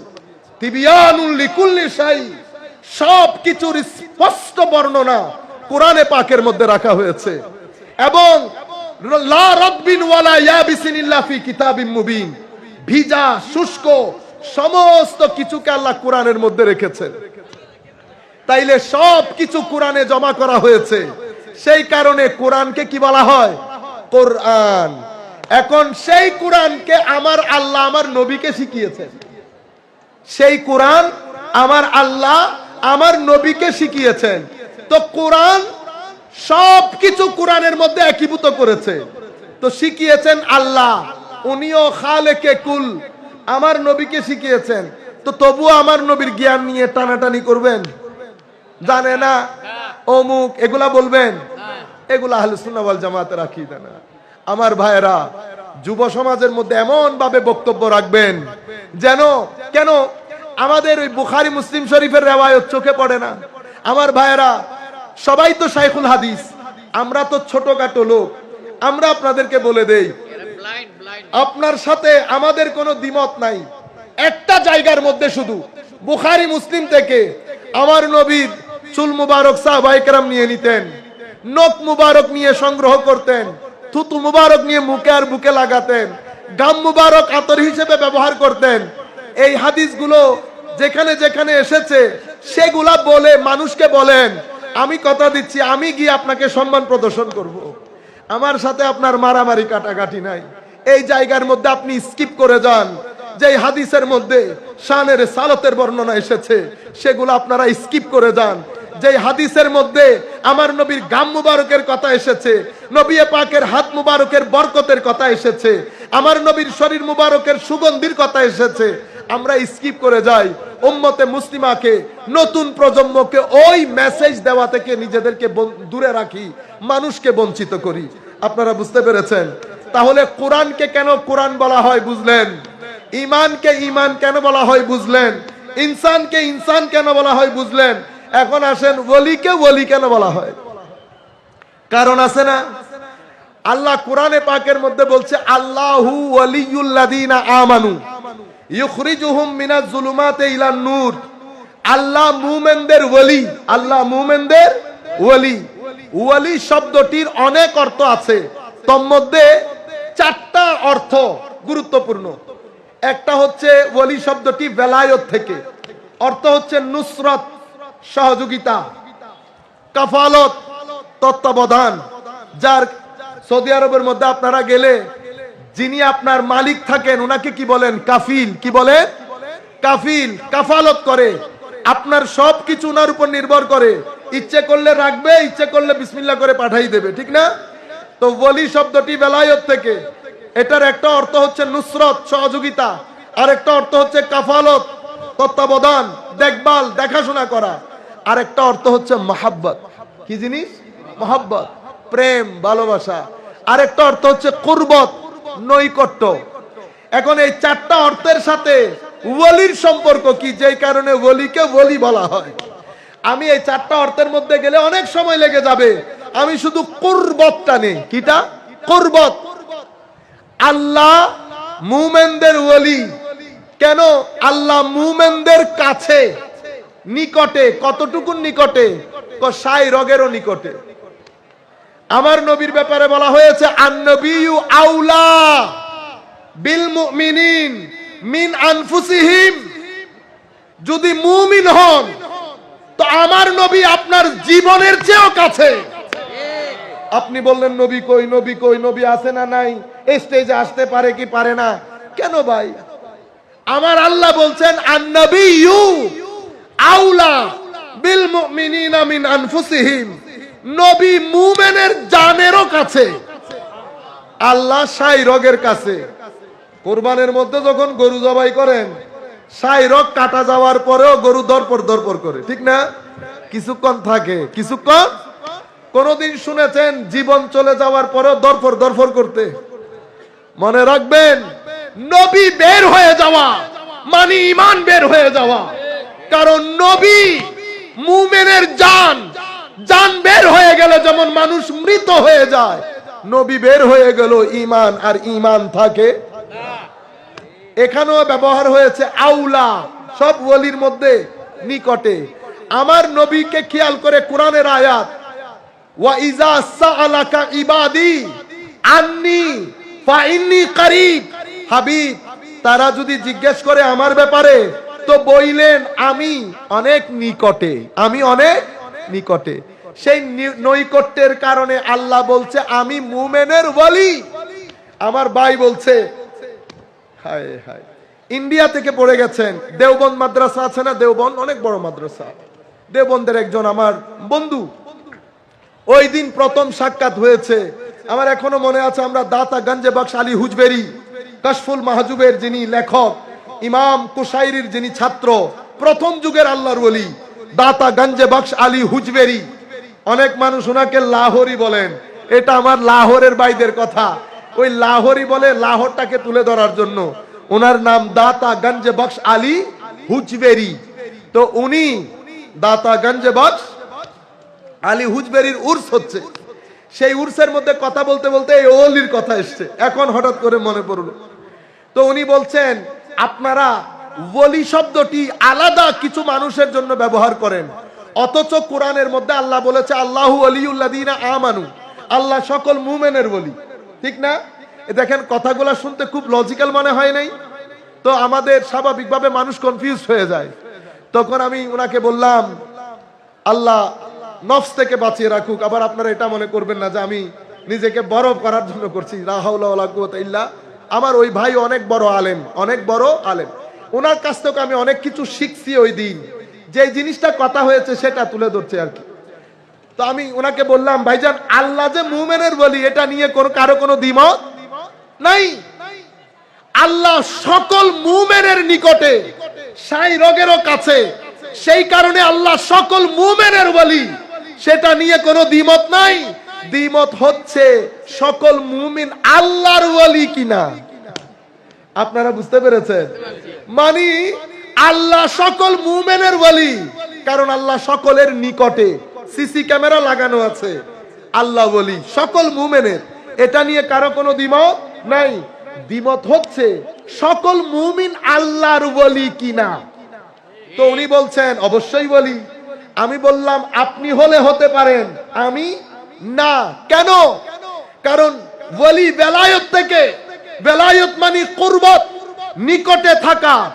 যদি আমার আল্লাহ বলছেন বান্দা তোর নিকটে আছি, এইটা যদি আমি বিশ্বাস করতে পারতাম, আমার মাধ্যমে কোনো পাপ সংগঠিত হতো? আমার মা, এই যে আমার ভাইয়েরা এখানে স্টেজে আছে, দেখতেছেন না আমাকে কিরকম বুজুর্গ লাগতেছে না? মনে হয় যেন জান্নাত থেকে আসছি, 2 মিনিট পর আবার জান্নাতে চলে যাব, ঠিক না? বুঝতে পেরেছেন কি? মানুষ বাইরে ফিটফাট, বাইরে সবাই মুত্তাকি পরহেজগার। হায় হায় হায়, ওয়ালি কাকে বলে? ওয়ালি সেই ব্যক্তি যিনি লোকের বাইরে থাকলে তাদের তাকওয়া যেখানে থাকে, অন্দরমহলে গেলে তাকওয়ার মধ্যে জোয়ার বয়ে যায়। তাকওয়ার মধ্যে, ইয়াকিনের মধ্যে, খৌফের মধ্যে, খাশিয়াতের মধ্যে, মুহাব্বতের মধ্যে, কুরবতের মধ্যে তারা যখন একাকিত্বে থাকে ফানা হয়ে যায়। তারা একাকিত্বে থাকলে ঈমান আরো বেড়ে যায়, তাকওয়া আরো বেড়ে যায়, মুহাব্বত বেড়ে যায়, কুরবত বেড়ে যায়। সেই কারণে তারা বলি নফসের পূজারী। আমরা মানুষের সামনে তাকওয়া দেখাই, ঘরের ভিতরে আর তাকওয়া থাকে। আপনারা এই সিম্পল পার্থক্যটা বুঝতে পেরেছেন? ওয়ালি কাকে বলে? যার ভিতর এবং বাহির এক হয়ে যায়, যার একাকিত্ব এবং মানুষ নিয়ে থাকা এক হয়ে যায়, জালুয়াত এবং খালুয়াত এক ধরনের হয়ে যায়, তাকে আল্লাহর ওয়ালি বলে। এখন আমি বলছি দেখেন, আল্লাহ নিকটে আছে, আল্লাহ আমার সাই রোগেরও কাছে। হেন কোন কাজ আছে আমরা করছি না, অশ্লীলতা করছি, হায় হায়, গালি দিচ্ছি, মানুষ ঠকাচ্ছি, জুলুম করছি, বোনের সম্পদ দিচ্ছি না, ভাইয়ের সম্পদ দিচ্ছি না, রাত দিন নেফাকতের মধ্যে, মুনাফিকির মধ্যে, মানুষ ঠকানোর মধ্যে আছি না? যদি আল্লাহ নিকটে আছে, আমার মা যদি আমার রুমে আমার সাথে থাকে, আপনি যদি মোবাইল ব্যবহার করেন, আপনি অনেক সাবধানতা অবলম্বন করবেন না? কেন? এটা হচ্ছে নৈকট্যের ফল। আপনি যখন কেউ আপনার পরিচিত সিনিয়র মানুষ যখন নিকটে থাকে, মানুষের জিন্দেগির মধ্যে ডিসিপ্লিন চলে আসে, মানুষের জিন্দেগির মধ্যে ব্যালেন্স চলে আসে। কেন? আমার বাবা আমার সাথে, মা আমার সাথে, ভাই আমার সাথে। ও ভাই, এখানে মা ভাই বোন না, মালিকুল মুলক রব্বুল আলামিন আর রহমান আর রহিম রাজ্জাক কাহার জব্বার আমার সাথে আছে, কিন্তু হেন কোনো কাজ নাই। সবচেয়ে বড় ব্যাপার, সপ্তাহ পর সপ্তাহ চলে যায়, তিলাওয়াতে কোরআন করি না। আমি সারা দিন মোবাইল নিয়ে বসে থাকি, ফজরের আজান পড়ার পরে এশো পড়লাম না, ফজরও পড়লাম না। এরকম বেগাইরত হয়ে গেছি আমরা, এরকম বেরু হয়ে গেছি আমরা, এরকম বেজান হয়ে গেছি আমরা। আমাদের ঈমান আমাদের ভিতরে এভাবে উজাড় হয়ে গেছে, আমাদের ভিতর থেকে খৌফ, খশিয়ত, মুহাব্বত, তিলাওয়াত সবকিছু গিয়ে আমাদেরকে জড় পদার্থের মতো করে গেছে। অথচ আমার আল্লাহ আমার নিকটে, অথচ আমার আল্লাহ অর্ধরাত্রিতে আমাদেরকে ডাক দিয়ে বলে, বান্দা তোমার কোনো কিছু দরকার আছে? কোনো দরকার? আপনি চিন্তা করতে পারবেন, আমার আল্লাহ বলছে তোমার কোনো দরকার আছে? পৃথিবীর কোন মানুষ বলবে দরকার আছে? আমার আল্লাহ আপনাকে বলছেন, বান্দা প্রয়োজন থাকলে আমাকে বল, আমি কথা দিচ্ছি আমি তোর প্রয়োজন দূর করে দেব। কি প্রয়োজন আমাকে বল, মানুষের ধারে ধারে কেন যাবি? আমি তোকে মহব্বত করি, আমার খাজানা ভরপুর, আমার কাছে চা, আমি কথা দিচ্ছি হাত্তা আসুদ্দা ফাকরাক, আমি তোর ফকর, তোর গরিবি, তোর প্রয়োজন দূর করব, আমি তোকে সঙ্গ দেব, কারণ আমি তোকে বড় মহব্বত করে বানিয়েছি। এমন মাওলার আমাদের নিকটে আছে, কিন্তু আমাদের কোনো এহসাস, কোনো অনুভূতি নাই। কেন? কারণ আমার আল্লাহ বলছেন কোরআনে পাকের মধ্যে, নফসের ওয়াসওয়াসা আমাদের এবং আল্লাহর মাঝখানে একটা দেওয়াল দাঁড় করিয়ে দিয়েছে, একটা পর্দা দাঁড় করিয়ে দিয়েছে, হিজাব দাঁড় করিয়ে দিয়েছে। এটা কোত্থেকে আসে? এটা যুয়্যিনা লিন-নাস হুব্বুশ শাহাওয়াতি মিনান নিসা ওয়াল বানিন ওয়াল কানাতিরিল মুকান্তারা। আমাদের যারা অপোজিট, নারী, নারীর প্রতি লোভ, লালসা, সন্তানের লোভ, লালসা, সম্পদের লোভ, লালসা, চেয়ারে বসার লোভ, লালসা, টাকা পয়সা, আস্তে আস্তে আস্তে আস্তে এমন হয়েছে ধর্মটাও বিক্রি করে দিচ্ছি টাকার কারণে, ধর্ম বিক্রি করে দিচ্ছি টাকার কারণে।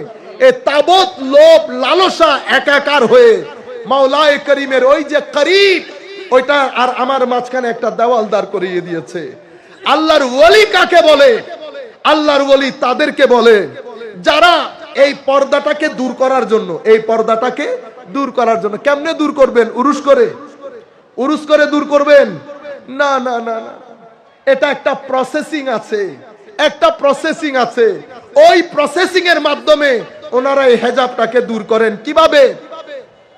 মনে রাখবেন, চলতে চলতে এটাও বলে যায়, আমি সময় আর বেশি নেব না, যেহেতু দূর থেকে আসছি আমার কিছু কথা বলার দরকার, এটা না বলে তো যাব না।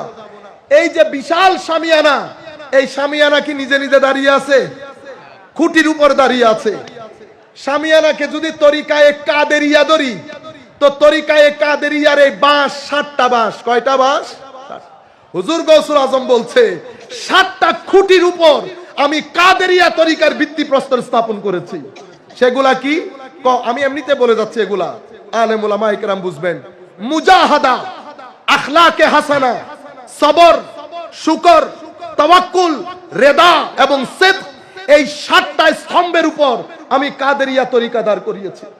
আমার ভিতর সিদক নাই, শুকর নাই, রেদা নাই, তাওয়াক্কুল নাই, সবর নাই, মুজাহাদা নাই, আখলাক নাই, তবু আমি কাদেরিয়া তরিকার রয়ে গেছি।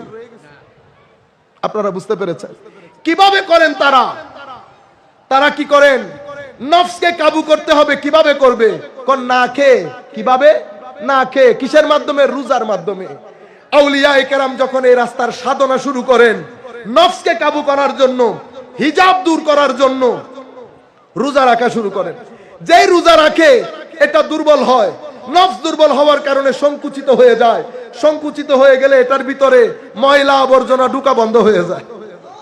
সংকুচিত নালা সংকুচিত হয়ে গেলে পানি গড়ে উঠে যায় না, কারণ নালা দিয়ে যাবার জায়গা নাই।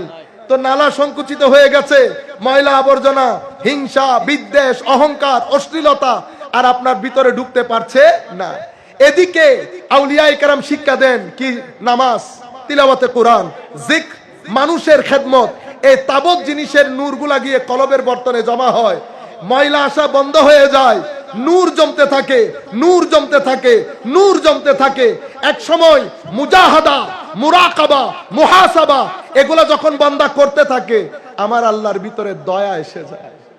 আমার আল্লাহর ভিতরে দয়া এসে যায়।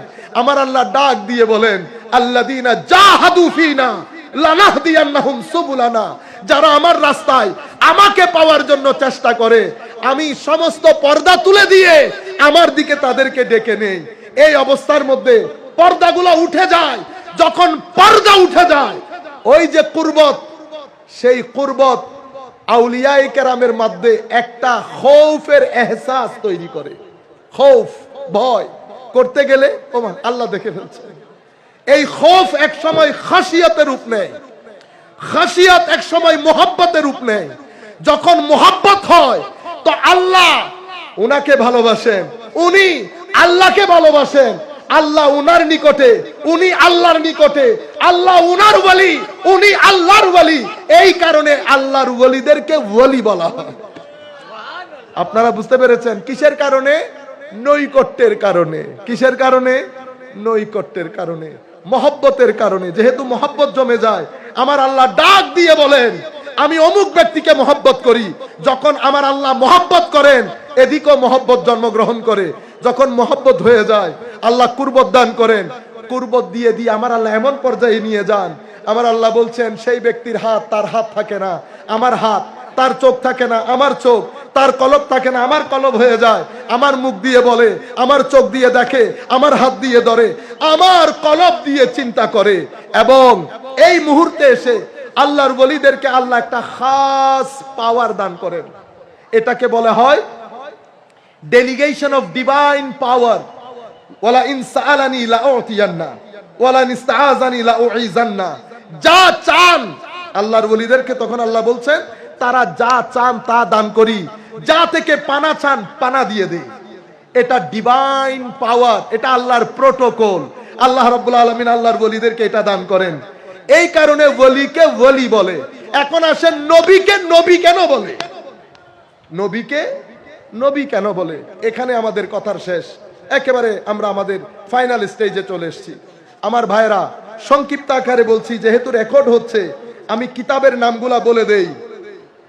আমি নবীর অর্থ যেখান থেকে নিয়েছি সেটা হচ্ছে ইমাম আবু নসর আল ফারাবি, ওনার কিতাব আস-সিহাহ, ইমাম এবং ইমাম ইবনে মনজুরের লিসানুল আরব, তাহজিবুল লুগা আবু মনসুর আল আজহারি, আন-নুবুওয়াত শেখ ইবনে তাইমিয়া, এবং আকীদার কিতাবের মধ্যে শরহুল মাওয়াকিফ ইমাম শরীফ আল জুরজানি, শরহুল মাকাসিদ ইমাম তাফতাজানি, কাজী আয়াস আশ-শিফা, এই সমস্ত কিতাবের মধ্যে উলামায়ে কেরাম যদি খুঁজেন এখানে দারুণ লিখেছেন শেখ ইবনে তাইমিয়া আন-নুবুওয়াত কিতাবের মধ্যে। নবী কাকে বলে? নবী শব্দটি হয় হামজা দিয়ে, নয় হামজা ছাড়া, হয় নবী নাবা অথবা নাবা, দুইটা, একটা হামজা দিয়ে একটা হামজা ছাড়া। যদি হামজা দিয়ে হোক হামজা ছাড়া হোক, সমস্ত শব্দগুলো একসাথে করলে তো নবীর মোট অর্থ বের হয় তিনটা। কয়টা? তিনটা। একটা হচ্ছে নবী মানি মুনাব্বি। মুনাব্বি কে? যিনি গায়েবের সংবাদ দান করেন, যিনি গায়েবের সংবাদ দান করেন। সেই কারণে এদিকে ইঙ্গিত করে আমার আল্লাহ কি বলেছেন? আমার আল্লাহ বলেছেন যে নবীরা আলাল গাইবে বিদানিন, নবী গায়েবের সংবাদ দেওয়ার ক্ষেত্রে কৃপণতা করেন না। আপনারা বুঝতে পেরেছেন? নবীর মধ্যে নবীর অর্থ আছে, আপনি টেনে নিচে নামাইতে চাইলে হবে। গায়েবের সংবাদ, কোন গায়েবের সংবাদ? সব গায়েবের সংবাদ নবীরা দিয়েছেন। কেন? কারণ আমার আল্লাহর কোনো মিছিল নাই, আল্লাহর কোনো ধরন গঠন আকৃতি প্রকৃতি, আল্লাহ সময় থেকে পবিত্র, কাল থেকে পবিত্র, স্থান থেকে পবিত্র। আল্লাহ সৃষ্টির কোনো সাদৃশ্য নাই, সৃষ্টির সাথে কোনো দিক থেকে কোনো সাদৃশ্য নাই। তো সাদৃশ্য না থাকলে আল্লাহ আপনার অনুকরণ কেমনে করব, আপনার আনুগত্য কেমনে করব? আপনি তো বলছেন লাইসা কামিসলিহি শাই, আপনার কোনো মিছিল নাই। তখন আমার আল্লাহ বলছেন, এই আমার মিছিল নাই, সেই কারণে তো আমি মিছিলালা একজনকে পাঠাইছি। সেটাকে কুল ইন্নামা আনা বাশারুম মিসলুকুম, সেই কারণে মিছিলকে পাঠাইছি, তোমাদের মতো করে একজনকে পাঠাইছি যেন তোমরা অনুসরণ করতে পারো, আনুগত্য করতে পারো। আবার আমরা যেহেতু মিছিল বলেছে, বুঝতে পেরেছেন? এখানে আমার নবী আমাদের আকীদা দুরস্ত করে দিয়েছেন।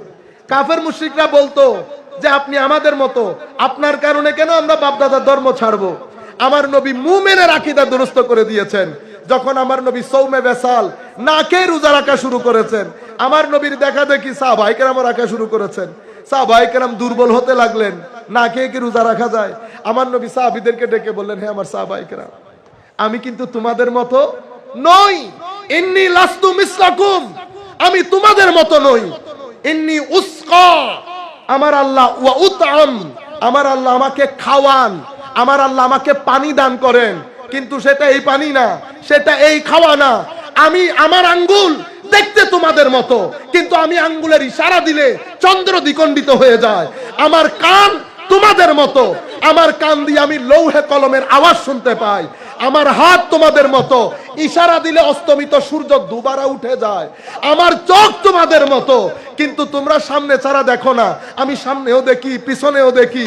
আমি তোমাদের কলমের ভিতরে আমার আল্লাহর খৌফ পর্যন্ত আমি নিজের চোখে দেখি। কেন? ইন্নী লাস্তু মিসলাকুম, আমি তোমাদের মতো নই।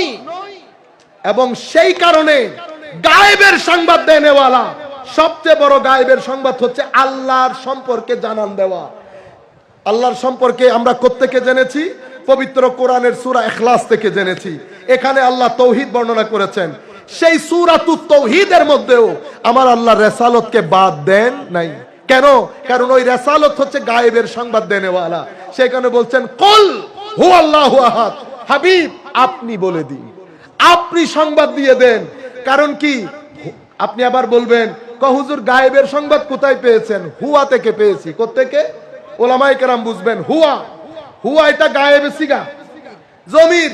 এটা মানে তিনি উপস্থিত নাই। কেমন উপস্থিত নাই? হুয়া এটা এমন জিনিস, এটাকে ধরতেও পারবেন না, দেখতেও পারবেন না, ছুঁইতেও পারবেন না, স্বাদ নিতে পারবেন না।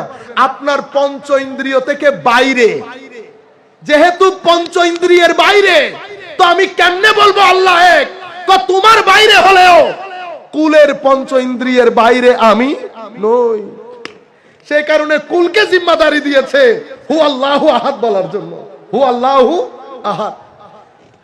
আমি বক্তব্য অন্যদিকে চলে যাবে বিদায় এখানে হু আর হাজার ভিতরে ঢুকতেছি না, আবার আরেক দিকে চলে যাব। আমার মেইন বিষয় আছে, সেই জন্য আমি আপনাদেরকে যেটা বলতে চাচ্ছিলাম, গায়েবের সংবাদ দেনেওয়ালা মুনাব্বে। আরেকটা হচ্ছে মুনাব্বা মানে মুআল্লাম, যার ভিতরে আল্লাহ গায়েবের খবরের আটলান্টিক মহাসাগর বানিয়ে দিয়েছে। মুআল্লাম, হাইলি গ্রেটলি ডিভাইনলি এডুকেটেড। মুনাব্বা মানে ওয়ামা কানা আল্লাহু লিয়ুতলিআকুম আলাল গায়ব, মানে এমন ভাবে গায়েবের খবর আল্লাহ দান করেছেন, এমন ভাবে দান করেছেন যে সৃষ্টির মধ্যে গায়েবের সংবাদের খজিনা বানিয়ে দিয়েছে। আমার নবী তো অনেক বড়, তো কেমন বড় দেখেন। এই কারণে নবীর ইলমকে, নবীর জ্ঞানকে, আমার নবীর সবকিছু মহান, কিন্তু নবীর দুইটা জিনিসকে আল্লাহ মহান বলেছেন। একটা আমার নবীর আখলাক, আর একটা আমার নবীর চরিত্র। এই দুইটা জিনিসকে আমার আল্লাহ গ্রেট বলেছেন, মহান বলেছেন।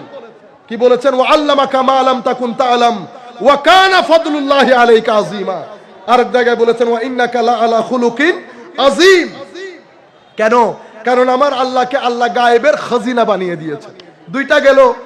আরেকটা অর্থ কি? আরেকটা অর্থ হচ্ছে আল মুরতাফি, ইরতিফা, সুমহান মর্যাদার অধিকারী। সেই কারণে বলা হচ্ছে নবীকে নবী কেন বলা হয়? কারণ ইন্নাহু শুররিফা আলা সাইরিল খালক, আল্লাহ যা কিছু বানিয়েছেন সবকিছুর ঊর্ধ্বে সুমহান স্থান দান করেছেন নবীকে। সেই কারণে নবীকে নবী বলা হয়। আপনারা বুঝতে পেরেছেন?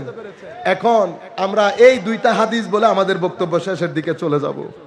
আমার ভাইয়েরা, এই যে নবীর সুমহান মর্যাদা, এমন মর্যাদা দান করেছেন, শুধু মানুষ না, নবীর যে মারেফত, আমার নবীকে চিনার যে একটা অনুভূতি, এহসাস, সেটা আমার আল্লাহ শুধুমাত্র মানুষকে দিয়েছে তা না।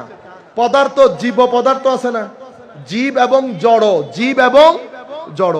পাহাড় এটা জীব না জড়? হ্যাঁ, জড় পদার্থ না পাহাড়? আমার এখন দেখেন জড় পদার্থ, আমি যে বলেছি সমস্ত সৃষ্টির উপরে স্থান দিয়েছেন, এটা আল্লাহ জড় পদার্থের ভিতরেও আমার নবীকে চিনার এহসাস দান করেছেন আল্লাহ। এটা সহিহ হাদিস না? আমার নবী আবু বকর, ওমর, ওসমান ওনাদেরকে নিয়ে পাহাড়ে গেলেন। রেওয়ায়ত দুই ধরনের আছে। এক রেওয়ায়তের মধ্যে ওহুদের কথা আছে, আরেক রেওয়ায়তের মধ্যে জবলে হেরার কথা আছে। মক্কায়ে মুআজ্জামার মধ্যে, জবলে হেরার মধ্যে আরো সব সাহাবী মিলে 7 থেকে 8 জন সাহাবী ছিলেন। বদর ওহুদের মধ্যে 3 জন সাহাবায়ে কেরামের নাম আবু বকর, ওমর এবং উসমান। ওমর এবং উসমান। আমার যদি মনে পড়ে না পড়ে, হযরত আলী রাদিয়াল্লাহু তাআলা আনহু সোফার ছিলেন। এই মুহূর্তে হাদিস দেখে বলতে গেলে অনেক সময় চলে যাবে। বেটা এটা হাদিসের কিতাবে নিচে রাখিয়েন না, এটা একটু হাতে ধরে। আমার নবী সাল্লাল্লাহু আলাইহি ওয়াসাল্লাম উঠলেন পাহাড়ের উপর। পাহাড়ের মধ্যে জজবা সৃষ্টি হলো, পাহাড় হেলতে লাগলো। এখানে ভূমিকম্প হয় না? ভূমিকম্প হয়, পাহাড় এরকম হেলতে লাগলো। আমার নবী এখানে এটা মুজিজা বলতে পারবেন না। এখানে কোনো কাফের ছিল না যে ধর্মের দিকে ডাকার জন্য একটা মুজিজা দেখিয়েছে। এটা আমার নবীর ন্যাচারাল পাওয়ার, যেটা বাই নেচার আমার আল্লাহ আমার নবীকে দান করেছেন। আমার নবী ফাদারাবা বিরিজলিহি, পাহাড়কে আমার নবী পা দিয়ে আঘাত করে বললেন উসকুন ইয়া হেরা, হে জবলে হেরা, একদম স্থির হয়ে যাও, কোনো নড়াচড়া করবে না। তোমার উপর একজন নবী দাঁড়ানো, তোমার উপর একজন সিদ্দিক দাঁড়ানো, আর সকল শহীদ দাঁড়ানো। ও ভাই, পাহাড় নড়াচড়া করেছে? করে নাই, পাহাড় স্থির হয়ে গেছে। কথা বলছেন নবী, আপনি বলেছেন পাহাড় জড় পদার্থ। তো জড় পদার্থের মধ্যে এই এহসাস করতে কে আসলো যে যিনি কথা বলছেন উনি নবী? আপনি হঠাৎ করে বলবেন মুজিজা। আমিও জানি মুজিজা, কিন্তু এখানে তো কোনো কাফের ছিল না, কোন মুশরিক ছিল না। সাহাবায়ে কেরাম নিয়ে আমার নবী পাহাড়ের উপর।